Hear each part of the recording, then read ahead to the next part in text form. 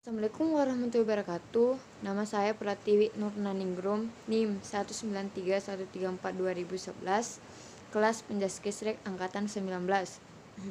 Di sini saya akan menjelaskan sedikit tentang jenis-jenis cedera olahraga yang kerap terjadi.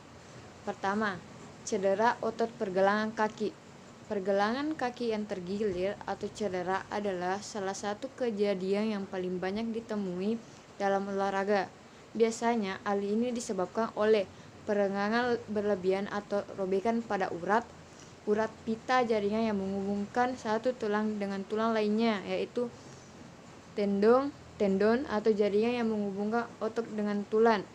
Pergelangan kaki sering mengalami cedera karena inilah tempat tiga tulang bertemu. Kondisi ini dapat terjadi pada siapa saja tanpa mengenal batas usia. Umumnya, pergelangan kaki tergilir lebih berisiko terjadi pada saat seseorang melakukan gerakan yang kurang tepat saat berolahraga atau sedang berjalan di atas dasar yang kurang rata. Kedua, cedera tulang kering. Cedera ini ditandai dengan rasa nyeri pada betis dan tulang kering bagian atas. Cedera tulang kering atau shin splint terjadi karena peradangan pada otot dan bisa terjadi pada siapapun. Umumnya, cedera tulang kering saat Anda berlari atau melompat. Penyebab yang paling sering ditemui adalah ketika Anda meningkatkan intensitas aktivitas fisik secara tiba-tiba. Misalnya, mempercepat laju jogging. Penyebab lainnya adalah berolahraga dengan sepatu yang tidak nyaman dan berlari menanjak atau menurun jalanan aspal yang keras. Kedua, nyeri pada pinggang. Nyeri pinggang atau cedera punggung bawah banyak dialami oleh Anda yang mengangkat beban, bersepeda atau bermain golf sejenis dan bisbol.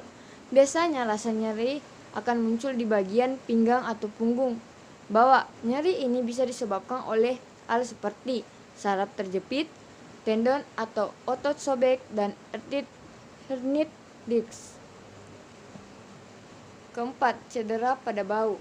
Pada bahu, Anda terdapat otot besar yang bertugas untuk menopang dan menjaga sendi-sendi bahu.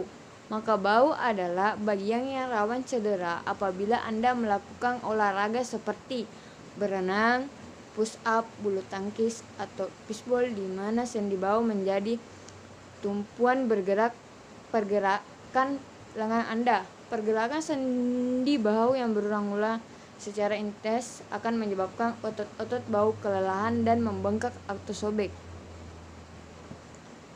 Kelima, kram pada otot. Jenis olahraga ini sering terjadi, terutama jika Anda langsung berolahraga secara intens tanpa melakukan pemanasan dan perenggangan otot yang tuntas. Kram otot bisa terjadi di bagian tubuh manapun, tetapi biasanya saat berolahraga, kram akan muncul pada kaki. Ketika kram menyerang otot, Anda mengalami kontraksi tiba-tiba sehingga Anda akan merasakan nyeri pada bagian tubuh yang diserang. Kram akan sulit digerakkan selama beberapa detik atau menit. Keenam, cedera lutut.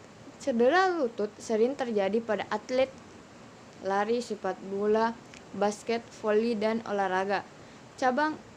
Biasanya ditandai dengan rasa nyeri pada punggung lutut yang disertai dengan bunyi seperti retakan atau patahan.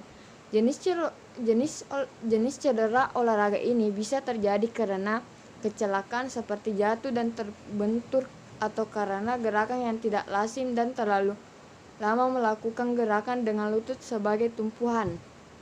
Ketujuh, cedera siku.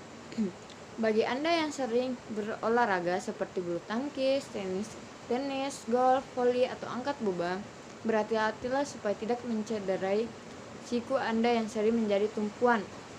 Cedera siku ini terjadi karena peradangan otot yang terus-menerus digunakan untuk bergerak dan menahan beban. Anda perlu akan merasakan sakit ketika menggerakkan dan mengangkat lengan atau tangan. Kedelapan, cedera Achilles tendon. Salah satu masalah tendon adalah cedera tendon Achilles yang menyerang bagian bawah dari kaki Anda. Biasanya, kondisi ini dialami oleh atlet, tapi juga dialami oleh siapa saja. Achilles tendon merupakan salah satu tendon terbesar di dalam tubuh. Jika Anda menggunakan secara berlebihan, tendon ini bisa robek sebagian atau bahkan sepenuhnya. Cedera tendon Achilles dapat sangat menyakitkan dan terkadang menyebabkan kesulitan berjalan. Saat mengalaminya, Anda mungkin akan mendengarkan suara dan kaki yang menandakan adanya kerusakan pada tendon. Hal tersebut kemudian diikuti oleh rasa nyeri pergelangan kaki dan kaki bagian bawah, sehingga seperti yang telah disebutkan, Anda akan mengalami kesulitan saat berjalan. Kondisi ini biasanya diatasi dengan operasi. Namun demikian, sebagian besar juga bisa meredakan rasa nyeri dari cedera tendon ini dengan melakukan berbagai pengobatan lainnya. Kesembilan, cedera hamstring. Apa itu cedera hamstring? Cedera hamstring merupakan cedera yang menimpa tiga kelompok otot yang ada di paha bagian belakang.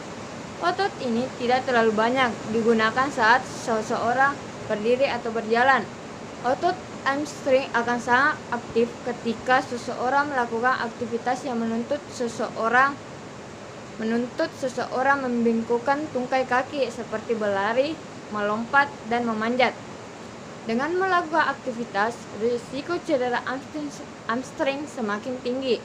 Untuk menurunkan risiko cedera hamstring, diperlukan peregangan otot dan latihan penguatan otot harus dilakukan secara rutin. Terakhir, geger otak. Cedera otak adalah semua cedera terkait otak yang mempengaruhi seseorang secara fisik, emosional, dan sikap. Cedera mengakibatkan perubahan aktivitas saraf otak dan yang kemudian mempengaruhi integritas fisik, aktivitas metabolisme, atau kemampuan fungsional sel-sel saraf di otak. Ada dua jenis cedera ini menurut penyebabnya, yaitu pertama, cedera otak traumatik. Cedera jenis ini merupakan perubahan fungsi otak atau patologi otak lainnya yang disebabkan oleh kekuatan eksternal. Kondisi ini dibagi menjadi dua, yaitu tertutup atau tidak menembus, dan terbuka. Kedua, cedera otak non-traumatik. Cedera jenis ini perubahan fungsi otak atau patologi yang disebabkan oleh faktor internal. Dan terima kasih atas presentasi saya. Jika banyak kekurangan dan kesalahan yang saya lakukan, mohon dimaafkan. Wabillahi taufiq wal hidayah. Assalamualaikum warahmatullahi wabarakatuh.